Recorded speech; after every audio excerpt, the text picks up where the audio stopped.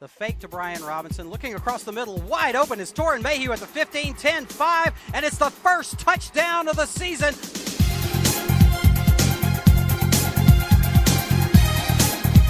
Patriots, Cole Frederick takes the snap, fakes it to Brian Robinson, looks downfield, flings it, and it is caught on the carom.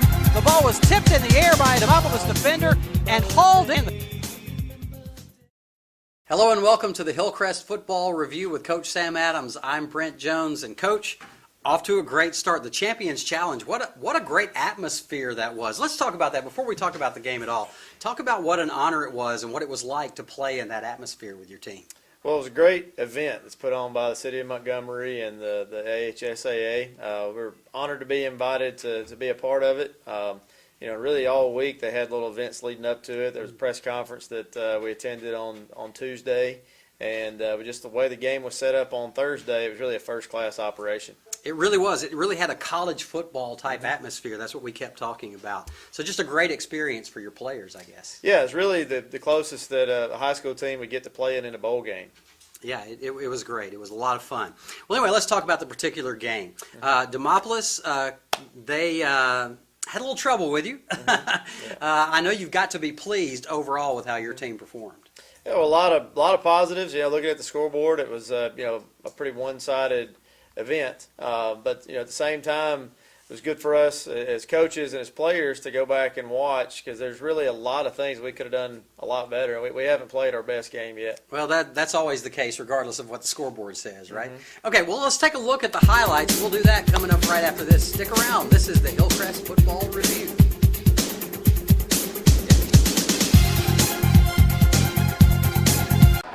Here's Reynolds. Kicks the ball away. Number 32, Buda Baker, takes it on his 30. Watch this guy run in the open field, and nobody's going to catch him. Buda Baker, 70 yards to the house. Bellevue on top first.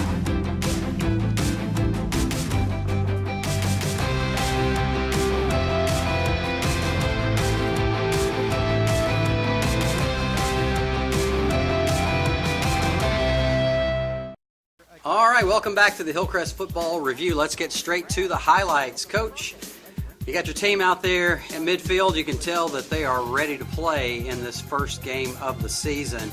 And they definitely came out with some fire in their eyes and took it to Demopolis fast. Here we are at the coin toss. One good thing I liked about this game, Coach, is that it seemed that the players played with really good sportsmanship throughout.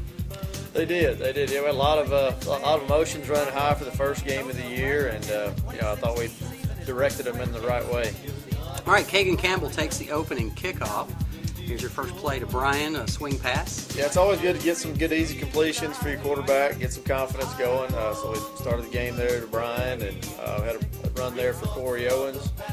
Here we had a little bit of a high snap, and Cole did a good job of pulling it down and making something happen with his feet. Yeah, he's good at doing that when the situation calls for it. Yeah, absolutely. That's one of the strengths of his game, and I think he did a really good job making good decisions within the game. There was a first down completion to Torrin Mayhew, and really I thought we stayed on schedule for the most part. Had very few penalties on offense. And here was the first time we took a shot downfield, and we got the safety to come down on a little double play action in the backfield and release Torrin up the seam. Yeah, I like that, you've got more weapons on offense than just Brian Robinson. It really keeps the other teams off balance, because you can't just key on Brian, because you got other guys who can do it as well. Yeah, I mean, everybody's going to know where number 4 is on the field at all times, and we try to use that to our advantage. Thought we had a fumble here, but they ruled it was down. Our kickoff team did a really good job of setting the tempo of the game pretty quickly there. We had about 6 unblocked guys right at the point of attack, and thought we came out with the ball, but the officials thought otherwise. Your defense played a spectacular game. 3 and out here on this first series, and then over the punter's head. Yeah, that was a really nice job just capitalizing on their mistakes there early, and our defense probably played one of their best games since I've been here as the head coach. So they played fast, they played physical, and really helped out the offense big time with good field position all night. Speaking of fast, that guy's going to be doing some things for you this year, Kagan Campbell, on those kick returns. Yeah. Well, we put Brian and Kagan both back there, and we kind of had to make the kickoff team choose which one they want to go to. They don't Choose really your have poison. That's right. Yeah, they don't have a good option there really. Here we were helped out by a face mask penalty to keep the drive going. Then we kind of wear them out into the boundary here with several runs in a row, and we get down to about the 1 yard line here, and then we have a false start penalty. You know, it's one of those things we got to really clean up before next week. 'Cause sometimes you can recover from those, as we did right here, and sometimes you can't. So this was a really nice run by Brian on the goal line. You can't block them all. There's always going to be at least one guy that's unblocked, most of the time too, and he ran through them there to get in the end zone, so that was nice to see. New kicker in the game too. What was your assessment of his performance? Joseph Gannon, he had some consistency issues. He missed 2 of his 6 extra points, but we've got a lot of confidence in him, and I don't really have any doubt that he's going to bounce back. Same old here with the highlights from Demopolis. It's just Demopolis trying to run the traditional I formation and just getting stuffed by your defense. Yeah, biggest thing probably to point out all game long is how many guys we have sprinting to the football. It was very rare that we were forced to make a one-person open field tackle because we played with such great effort. Yeah, just swarming tackles. You're right. Almost got loose on one right there, but we did a good job of the pursuit from the back end. The next play there on 3rd down, they ended up getting a guy open but couldn't make the throw. Our punt return and punt block team really helped us out all night too. They were close to blocking 3 or 4 of them. We get one later on. Yeah. Here back on offense with not great field position, but not the worst. But that was one of the throws that Cole would have liked to have had back. There wasn't many over the course of the game that he just misfired on, but that one was a decision that probably wasn't the best. But here he does a good job on another 3rd down. I think it was 3rd and 9 or 10 or so. Yeah. And really did a good job pulling it down and making something happen with his feet. That's what he does. That experience at the wide receiver position a couple of years ago really helps him out, doesn't it? Oh yeah. And then on 1st down, we throw the screen to Jahi Brown. Get us to a 2nd and 3, I believe it was, right across midfield. So it's a good spot for us to take a shot down the field. And here we hit the post DQ Alford, puts us in good position to score a touchdown the next few points. One of your new receivers, I know, a welcome addition to the team. Yeah, DQ he had a really nice game the other night. Blocked pretty well on the perimeter, and made a big play in the passing game when his number was called. You got this. What do you call this package right here at the goal? This is just jumbo this year. Yeah, okay. We've got 3 or 4 play package out of that. We really only ran 2 of them, 1.5 of them the other night. But there's more to be seen out of that formation. Okay. This looks like football. This Demopolis offense is really a throwback to the 80s and 90s, is it not? It is. It really is. They play a traditional style, and they had some younger guys back there this year, quarterback and running back. So I know the next few years to come, as they get a little more experience back there, they'll be back in a position where they can really move the ball down the field well. Caden Campbell on that punt return, he's going to break one before long. Yeah, and we really didn't try to set up a lot of great returns for him schematically. Their quarterback was also their punter, so we were worried about a fake. And right. Really, we're just kind of playing it safe, but he is talented enough to make some plays on his own.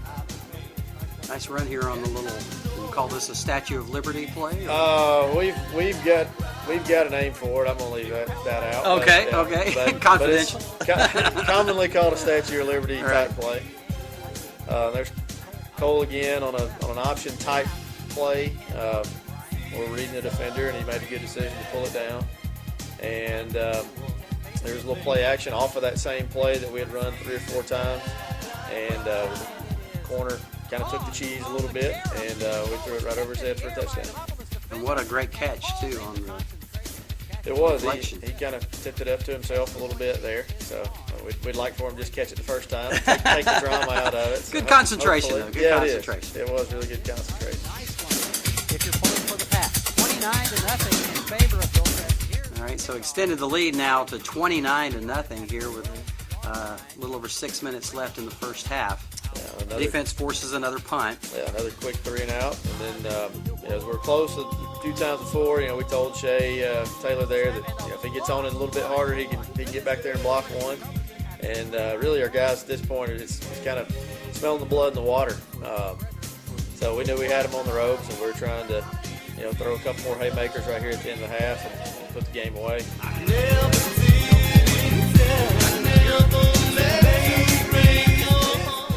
Here is this is a touchdown run that gets called back. Correct. Yeah, we had a holding call on the perimeter. It was a good call. The penalty wasn't exactly administered correctly. They ended up penalizing us about 14 or 15 yards. But yeah, first game for the officials also. And the good thing about it is anytime anything bad happened to your team, well, bad in quotation marks, they recovered from it pretty quickly. Yeah, and we've talked about in the offseason a lot about the R factor. For us, that means how are we going to respond to whatever event happens in the game. Right. And I thought we stayed positive when things didn't go our way. The few times things did not go our way, and responded in a positive manner. Here we get another good special teams play by Zach Collins, a sophomore. Getting some meaningful action there. It was a heads-up play with a live ball on the kickoff.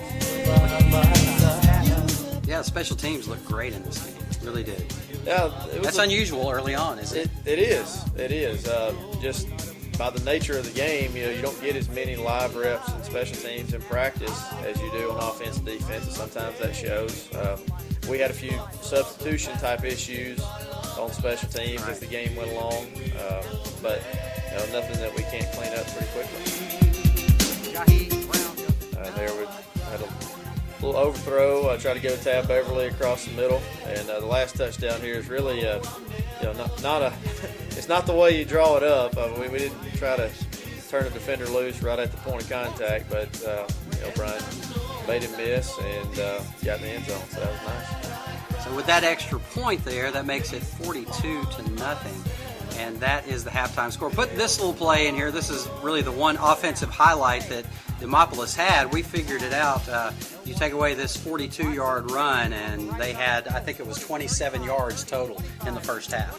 Yeah, and that's really an instance of where it's us hurting ourselves more so than the opposing team getting on us a little bit. We had a guy that was a little bit out of position, and we'll correct that going into next week, and hopefully we can limit those big plays.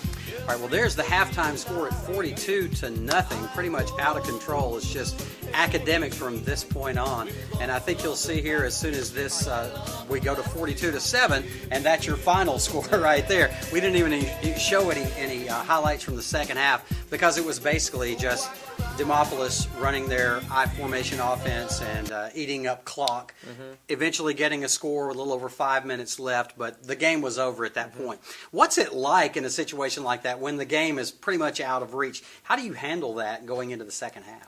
Well, a big thing we talked about at halftime was, how are we going to handle our special team substitutions? We knew we were going to play a lot of young guys, and that's a fantastic opportunity for them. We got a lot of sophomores and some juniors on the team that don't get a lot of varsity action. They're normally mostly JV players, and it's great to give them an opportunity to get in on a varsity game and show what they've worked on in the offseason. Right, and play against another varsity team. Absolutely. Because their first teamers are still going to be in the game. Yeah, That's absolutely. Right. Okay, well, great win, Coach. We're going to come back right after this, and we're going to wrap things up here on the Hillcrest Football Review. Stick around.